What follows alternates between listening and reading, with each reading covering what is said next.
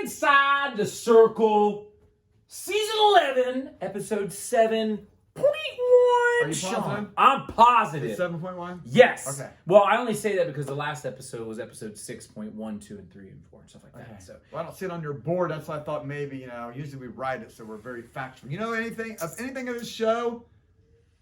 I want to be factual. okay. Well, let's talk about this fact. Okay. There were Division 3, Division 2, and Division 1 sectionals this past weekend.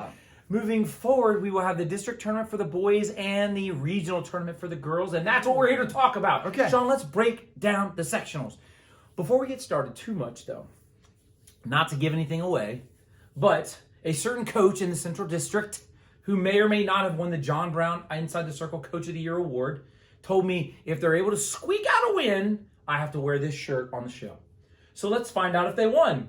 Squeaking it out. Let's first start with Division 3. Sean, we're talking Heath and Ridgedale. Do you know where both of those sectionals end up at the district tournament? I think it's Harrison Central. It is Harrison Central. So you had your selection. You could have chosen the Heath one or the Ridgedale, but you're both going to end up at the sectional at Harrison Central. So let's talk Division 3 Heath, Sean. Gotcha. Who won that? Well, I'll gladly tell you who won unless you wanted to guess.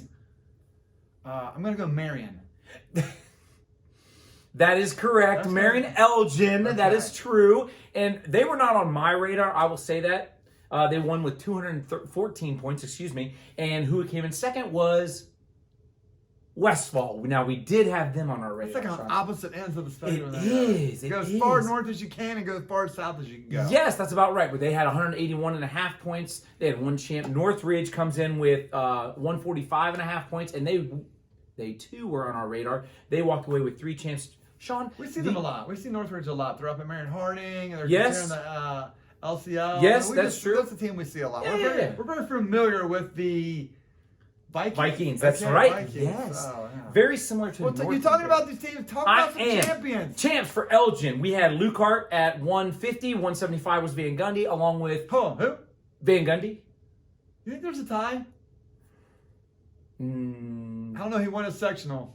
That's true. That is true. That's a good point. There's probably not then. Well, here's your tie. 215-pound Pasma. Could be the coach's son. Could be the coach's nephew. Could be.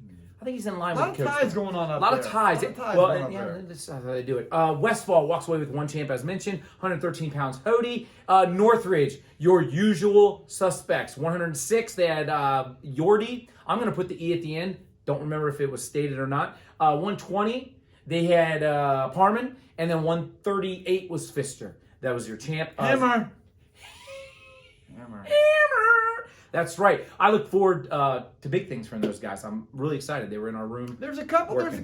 There's another school there that also had multiple champions. Yes. Newark Catholic, kind of again, LCL guys out here. Talk about them guys too. Oh, no problem. Luft, 132 pounds, absolute stud. 165 was Sheehan, and a bit of a sleeper here with the 285 Helenar. He's, you know what he reminds me of? He's a little bit shorter. Hilliard Bradley's heavyweight has a plan. Snyder, yeah. He's a little bit shorter, but I'm telling you, man, just a great kid. Anytime you see him, he's like, how's it going today?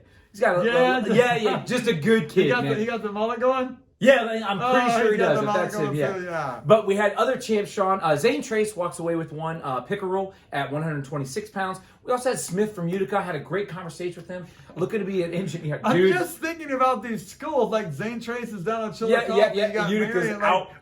These guys are all. I mean, they had to take like a shuttle, a ferry, and a train to get there. Right? Well, the plane did depart at early morning for 10, I think. But Smith, I had a conversation with him at the LCL. Looking to be I do believe some type of engineer. I can't remember if it's mechanical or chemical. Dude, he's got goals. I mean, really good goals. I love to hear him talk. Hold on. So you're saying he has goals in life? Yeah. And he's having success on the mat? Yeah. So the key there is to have goals? Yes. That sounds crazy to me. I know it does. The success in all aspects of life is having goals. Yes. That's a great job. So Smith, great job. Utica, 144 pounds. 157. Also another Smith, but this one was Maverick Smith out of Huntington. West Virginia? No. I mean, you're all over the place. Yeah. Might as well. It could be at this point. I got to give a mad shout out to Liberty Union's very own Myers at 190 pounds. Liberty Union if you ever find me, Coach Bressler knows where I live. I will gladly treat this young man to a pizza from Sis and Harold's any day of the week. Just let me know when he wants it, and I will gladly. He's a hometown guy, Baltimore Liberty Union. He wins a sectional, and I'm wishing nothing but the best for you, big dog. Awesome. Yes. What about D3 Ridgedale? Do you even know where Ridgedale is? I do, and it's still up in the north. It's north part of the district. Well, and I'm very, I don't say angry with you, but I'm just disappointed. You talk me off my guys there, and they're your guys, and you talk me off them. You guys kept telling me Mechanicsburg.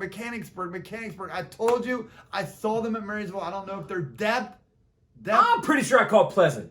Depth, go back and watch the show. I've seen them at Marysville. I'm not sure about the depth there. You guys kept feeding me Mechanicsburg, but Marion, Marion wins both of these. We got Marion Elgin, Marion Pleasant. God, I wonder if they ever merged them, what kind of school we'd have up there. But Pleasant did have 2 champs. Mechanicsburg had 4. That's true. And rounding out the top 3, we had Northmore and the Fighting Cars up there had 3 as well. Talk about some of these champs. Let's start with Marion Pleasant. Tell me about the couple champs they had. We know the 2 they had. Daxton Chase at 144, and then they had Mincer at 165. Absolute studs. They're hammers, man. They're really, really coming along. Oh, did I say hammers in a normal way?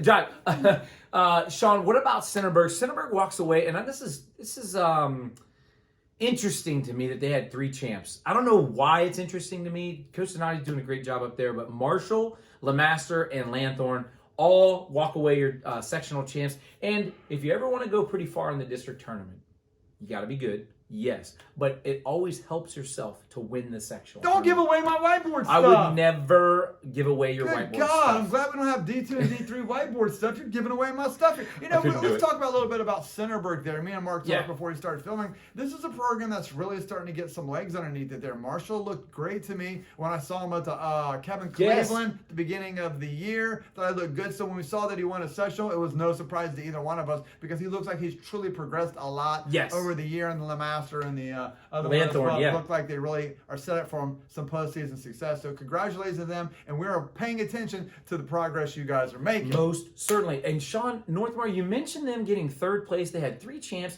Amins, Becker at 120, along with Campbell at 138. I know those guys are working hard. Coach Carr does a great job of getting guys out and staying consistent all year long. Fantastic job. He's like made them a staple of top 5 Division III programs. And I agree with that.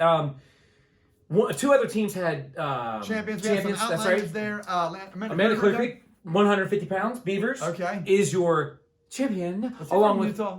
No, he's not from Utah. No. West Jeff also had a champ at 132 pounds. Brown did a great job, and I expect West Jeff to start climbing back to where they've been in the past. Getting back on the horse already? Yes, I do believe they are. Getting back on the horse already? They got great junior high coaching, and very impressed. Sean, those are your D3. Now, again, those guys will end up out at Harrison Central. Wish you nothing but the best. Represent well. And, Sean, you see a front runner there for the district tournament? I mean, I don't know who else joins them. That's my problem. Doesn't Barnesville go out there as well? Yeah, but they got like 6 guys. But that's what you need at the district tournament, right? Yeah, 6 champs. Can I do it? Yeah, those guys. Line them up, boys. Let's go. But if they end up in, I don't know, maybe 132 or 144, I like our chances. That's all I'm saying. Okay. I'm just saying. So you're saying there's a chance. So you're telling me there's a chance. Yes. Sean, let's move to D2. All right. Started out Licking Valley. We'll start there. Sean, Licking Valley. I don't know who's running this. Jen Harris. Jen Harris is running the scoring. I don't care what anybody tells me. She is behind the curtain. Who's back there? Listen, I'm going to break this down for you. I don't get it, man. You got to pay attention. I am wearing this because they did squeak out the win. So here's the deal. St. Francis de Sales, on the backs of 8 champs, has 234.5 points. 2, 3, 4, 5. Following? I got you so far. I'm here. Okay. Licking Valley, they had 220 champs. That's about 20 points. So would you assume that they had the other 6 champs? I'd assume they had... Close to it, right? 4 or 5. 1 champ. 1 champ. That's it. Hold on. So you're telling me, just so I get this correct. Go ahead. So I'm right. I'm going to be factually correct here. DeSales had 8 champions, and Licking Valley had 1, and the margin of victory was 20 points? 14.5. That's more than that. 20. Oh, God. 14.5 points, Sean. I actually have Harris's phone number. I'm going to call them to make sure. See, where were you on Saturday? Yes, we need to find that out. And then rounding out the top three, Marengo, Sparta, Highland, coached the Fighting Gilmores, 184.5 points. They had 3 champs. Like, did they just get third place all the way through Licking Valley? They had everybody filled. Like, I didn't look at it close enough. I'm just thinking to myself, my goodness gracious. Anywho, let's talk about the champs. Let's talk about some champs. You said Highland had 3. We love what the Gilmore's doing up here. He does a great job of getting wrestling going in that area. They have, I'm going to say Blaney at 106. Yes, he did. And that was a bit of a surprise for me. I don't know why, but it just was. It just was. When I read that, I thought to myself, oh, how about that? Really? Was Winslow a surprise for you too? No. Winslow's a stud. Yeah, he's okay. But the heavyweight Pedego, he was in the mix. I wasn't gonna write it in Sharpie though. Okay. Sean, let's talk about who was the Licking Valley champ? 113 Curry. I was going to ask you that. Yeah, no problem. 113 Curry. They did. You can't just because it's D2 or D3. Forget about that. Did the home school have a champ? Look at this guy. That's right. Well, D2 did. Licking Valley, they did have a champion, Curry.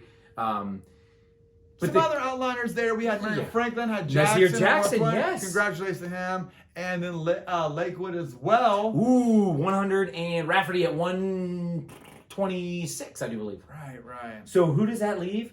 138, 144, 150, 157, 165, 175, 190, and 215. All taken by DeSales. Give me some of the names here. We got Lopez, Egan, Rush, McClelland, Shulaw, Froelich. And who would have been the other one? I'm forgetting one for some reason. That's terrible. It is terrible. You say Rush? I did. Okay. Maybe I added wrong. Man. They had 8. They did have 8. So. I'm not going to run the whole thing, but I just want someone to reach out to me and tell me who I forgot. Oh. Barford.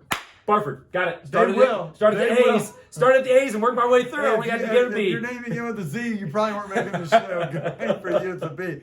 But that was a great day of wrestling again. Yes. We appreciate everything that's going on out there. Can I just say this? I was a little saddened that it used to be in the past they would run their Friday, Saturday. Coming back. We would be able to go to Friday's first 2 rounds. And that was, for me, that was a great little kickoff for the sectional tournament where I would be, which is D1. So it was nice to get out there and see those D2 guys and watch a little bit of wrestling out there. Awesome. From there, we're going to go actually on the opposite side completely. Just get on 70 there. Yeah, just go all the way across. All the way there. I looked to see how far it is. I think it's like an hour. I would have guessed it would have been farther, to be honest with you, but I looked it up because I want to know how far it was from each site. So yeah, and if you're... I thought it would be an hour. But anyways, the other Division II sectional, Did you say Division II Licking Valley was going to Norwalk? No, I did not yet. You cut me off. So yes, they will be going to Norwalk. Quick question. Where's the Jonathan Alder district? Oh, funny you ask. Yes. They're going to do the traditional location from Central District Division II down to Wilmington, Ohio. Right there by the R&L exit there. Maybe if you don't want to drive, you can get yourself shipped down there on Friday so you don't have to drive down there. Put yourself in a box. Sean, D2, Jonathan Alder. Jonathan Alder walks away your champs. I couldn't figure out how Licking Valley was going to win that, so there you go. Watterson ends up second with 192 points behind Jonathan Alder's 240 points, followed by Granville, who we mentioned, 177 points. They did a great job, and I think that's when you look at the teams, that's kind of how it was going to go. I think Jonathan Alder ran their tournament maybe the second or third weekend of January. Third week of January, and they really did well there. They had a good showing, and they set themselves up well for the second. I personally think they were the best dual meet team in Central Ohio all year in Division II. I think we talked about this. I'm extremely unhappy with the bracketing they got for the state duels. I think they should have been down in the bottom with Vandalia and DeSales, but nonetheless, they did have another great showing. The million-dollar question that you keep trying to forget was, did the home school have a champion? No. They did not. They had 3. Byerly, 165 pounds, and then 215 and 285. They come in 2s. Hay and Croninger. Awesome. Boom. That's how we do it. What about Watterson? They probably had some champions too there, did they? Watterson would have had Christie at 106, Curry at 120, Lindsay at 132, and rounding it out, the returning state champion, Younger at 144. All right, give me some outliners then. You give me one. Yeah, no problem. Maybe Hartley probably had some champions. They did. Aiden King, 126 pounds. Cooper Rathburn, 138. And then Newsom up at 175, absolute studs. You mentioned outliers. One champ for Granville. They had 177 points, so they had a lot of other guys coming through. It was a team effort there to get third. Costa was a returning state. He is a returning state qualifier. He was your sectional champ. And Buckeye Valley. I want to know if you can guess the individual who sectional champ for Buckeye Valley. I just want to hear you try to say his name. I could probably guess, but I probably couldn't pronounce it. No problem. Sanezi. Not close. Zanatti. Zanatti, okay. Before Whitehall Yearling, 157 pounds. Go Rams. Bakaya. Bakai.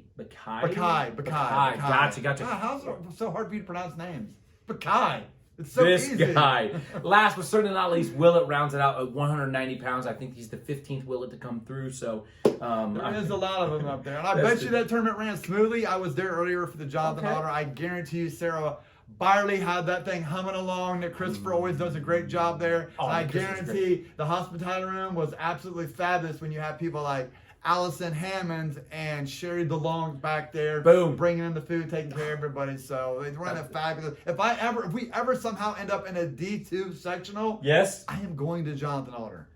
What if they combine them back to one? Jonathan Alder. I'm just gonna go sit in the gym and then walk in the hospital. Even if no one's there, I love the way they do things. I'm going to Jonathan Alder. That is classic. That is 100% Coach classic. Watson's gonna get this call like, hey, there's some dude. Hey, what's the deal with this guy? He says he's ITC. What does that even mean? Do you know this guy? Hey, just feed him. He'll be fine. That's right. Well, Sean, that wraps up our D3, D2, and D2. Next is Division 1 and girls, followed by the annual whiteboard predictions. Awesome. Anything else? I think we're good. And now you are inside the circle.